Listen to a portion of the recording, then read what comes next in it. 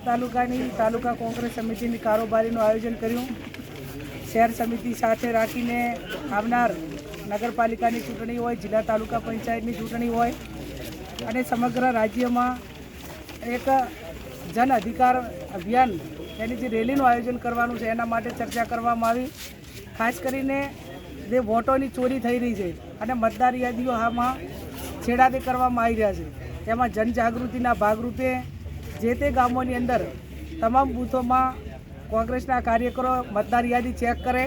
અને જ્યાં પણ એમને મતદાર યાદીમાં ક્ષતિ દેખાય, ખોટા નામ કોઈ દાખલ કર્યા હોય એ દેખાય,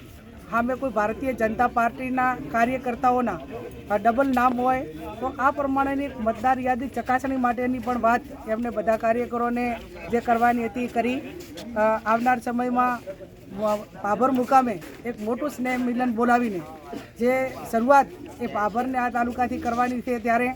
એમાં પણ કાર્યકરોએ બધાએ તૈયારી દર્શાવી અને તમામ આગેવાનોએ હાજર રહી અને આજે જે ઓલો મિસકોલ મારવા માટેની જે વાત હતી, જે વોટ ચોરી માટે ચૂંટણી પંચને 5 કરોડ સહીઓ સાથે એક આવેદન આપવાનું છે, એ આવેદનના ભાગરૂપે પણ આ કોંગ્રેસના તમામ કાર્યકરોએ સહી કરી અને ઝુંબેશમાં જોડાઈને